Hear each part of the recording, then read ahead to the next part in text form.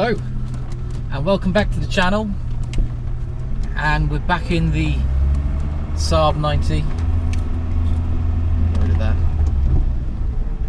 And this is just a 1 year update video, I suppose. Well, near enough. And this is kind of just a video to talk about the benefits and problems of owning classic cars, especially with rare classic cars. Let's go for that. So if you click on this video, hopefully you know a little bit about the Saab 90. If not, I'll quickly give you a quick recap, I suppose. So the 90 is the basically crossbreed of the 900 at the back end and the 99 in the front. It was kind of made as a cost measure, which didn't really work out. They didn't import that many into the UK in the first place, and now there's around 10 left running on the road. There's a few more sawn, but really they are rare cars. I've bought this for just over £2,000. I would say that's a pretty good price, and I got that on eBay, mainly due to what I would say is bad publicity on the eBay auction. Didn't have the correct titles, it had a bad image of the front thing, only had the back and all sorts of other things like that. However, that's not to say it didn't have lots of problems as well. When I picked it up, it was in the middle of June, and it had some overheating issues. It was getting very hot, the fan wasn't kicking in, which, you know, easy to fix problems, but it wasn't great driving home, 30 degrees outside in the middle of June.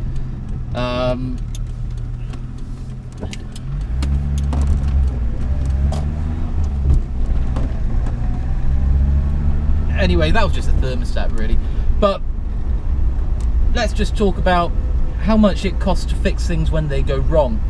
So one of the other things that wasn't working on here was the speedo. Now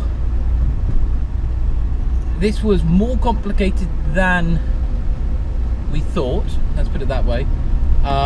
So I changed the speedometer cable, nothing happened. It wasn't spinning at all, so I had the whole dash off, just looking at the cable, nothing was spinning. So I was like, right, okay, it's something to do with the gearbox. That's not something I was willing to do. Trying to find a part for it as well was very difficult. So fortunately I had the local Saab garage have a look, and they had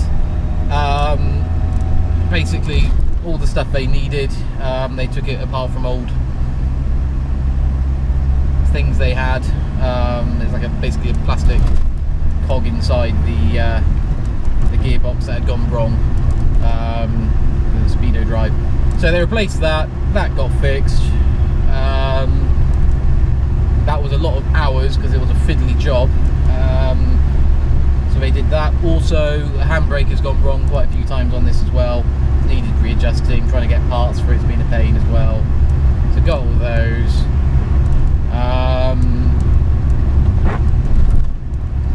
Lovely weather for driving a classic car today. Not really. What else has gone wrong? Oh, so that was the first time I took it into the garage. I think that cost about 700 quid, parts and labour. It was about 5 hours of labour, and then parts, bits and bobs there. And then the last MOT, well, that was all fun and games. So I had to get the carb rebuilt for emission purposes. There was a few rust holes here and there, which is a shame really, because it was all completely done sort of 4 or 5 years ago. But there we go, old cars, they rust. So I had that done at a cost of 800 quid again. You see where this is going, don't you? It's getting expensive.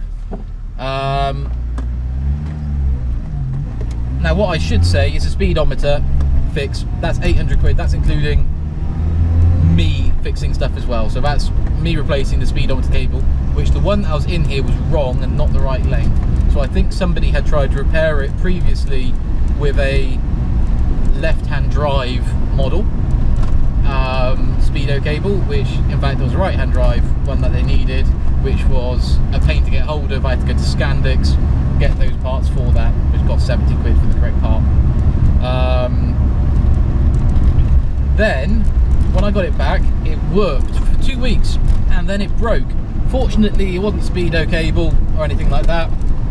It was the actual mechanism in the dash. So I've had to replace the basically the internal mechanism. I bought another one off eBay, very expensive, trying to find an old second-hand one of those. Took all the parts from the gubbins parts, put it all back in together, and that now works, which is nice because, you know, having a working speedo rather than a digital thing, it all looks correct. The only problem, of course, is the actual tachometer has the wrong mileage. But there we go. As long as, I mean, I've got documented evidence. I've got the old one in the back, so I suppose that's fine. However, realistically, I probably need to sell it. Unfortunately, it's quite an expensive thing to keep running. It seems, mainly because parts. And I'm getting married in 2 months, so I don't really have time to play with it this summer or take it to any classic car events or anything like that. So really it needs to go. So I've had it for sale for 2 months now, just trying to find interest in it really. So if you find it on Car and Classic, that's why I am selling it, or Facebook Marketplace. Really, I want in between 3 and 4 for it. I'll be losing money on it even at that point. But there we go. You can't have everything, can you? Cars are a passion, and you just don't make money on them, especially if you don't do all the work yourself, to which unfortunately I haven't been able to do all the work myself.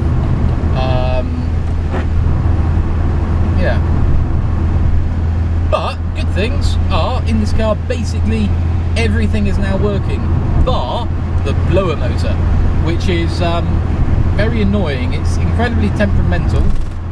Sometimes it decides to turn on and then it makes a horrible noise at you after, you know, 2 or 3 minutes of it being on, which not great.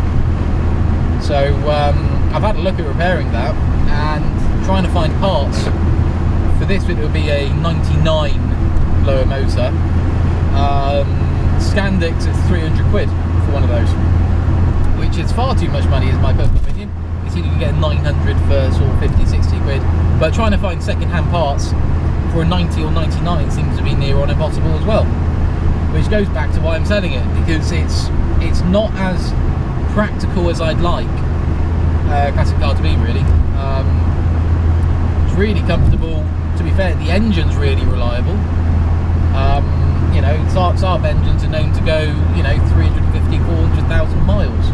Some of them. The Edison engine, it got used for a very long time. The B series or the H series engines, great engines.